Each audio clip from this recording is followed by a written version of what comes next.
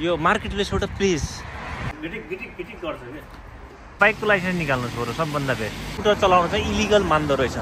hello नमस्ते सबैलाई स्वागत छ मेरो युट्युब च्यानलमा मेरो पेजमा म हुँ भरत बेस आशा गर्छु हजुरहरू सबै सन्चै हुनुहुन्छ होला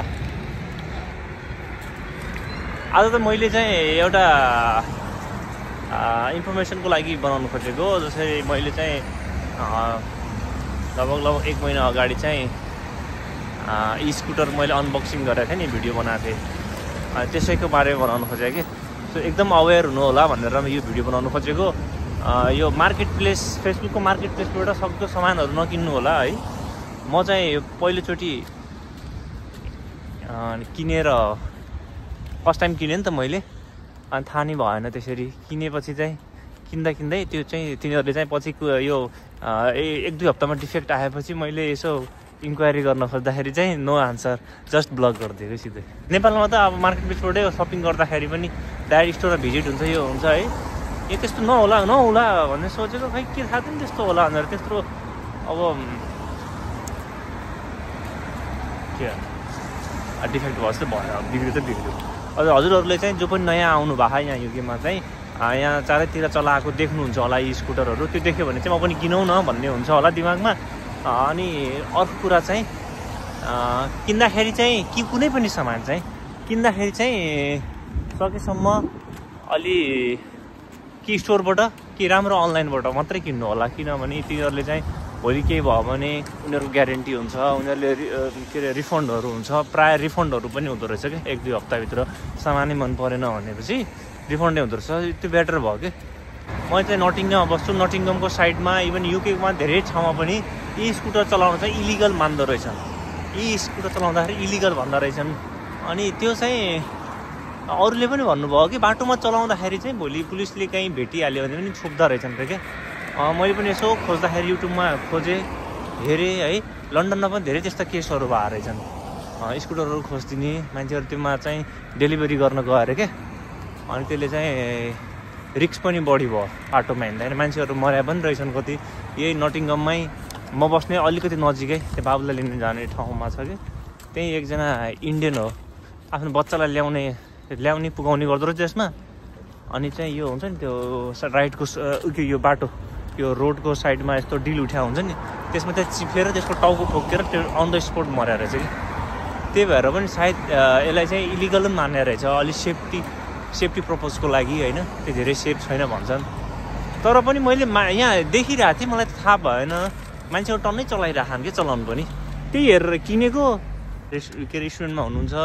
या वर्किङमा जेमा पनि हुनुहुन्छ होइन गाडीको लाइसेन्स सकेसम्म फर्स्ट प्रायोरिटीमा राख्नु होला त्यो नहुन्जेलसम्म चाहिँ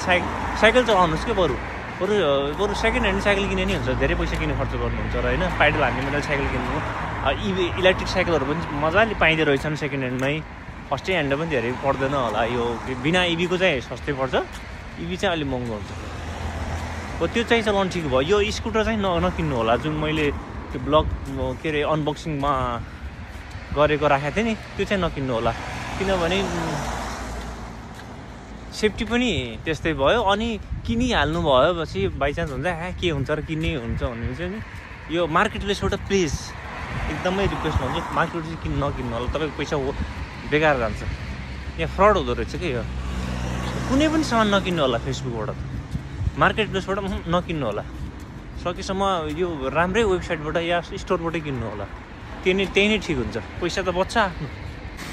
बरु यस्ता स्कुटरहरू पनि यस्ता बाइकहरू चाहिँ एल लेखेर के लर्नर भनेर हुँदो रहेछ बरु बाइकको लाइसेन्स निकाल्नुहोस् बरु सबभन्दा बेस्ट ठ्याक्क पानी पर्दा थियो पानी पर्दा आधा घन्टापछि त ठ्याक्क घामै लागेको थियो कस्तो मजाले घामै लाग्न भ्याइसकेको छ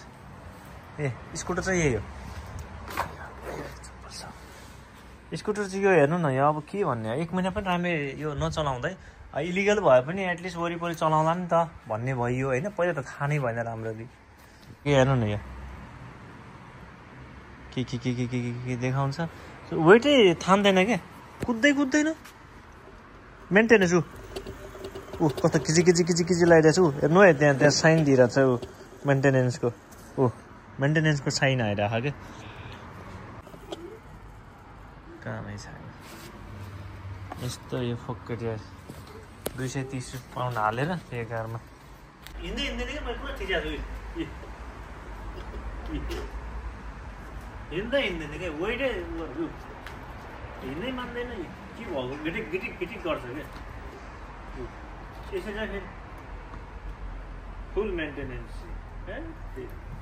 सो यो छोटो मिठो मैले चाहिँ एउटा इन्फर्मेटिभ भिडियो बनाएको चाहिँ मैले चाहिँ भोगेँ हजुरहरू चाहिँ नभोग्नु होला जो कोहीले एटलिस्ट जतिले पनि हेर्नुभयो भने कोही त युकेमा आइसकेपछि उहाँहरूले चाहिँ भोग्नु चाहिँ हुन्न कि भनेर चाहिँ मैले चाहिँ यो भिडियो बनाउन खोजेको यो भन्दै हजुरहरूसँग बिदा हुन चाहन्छु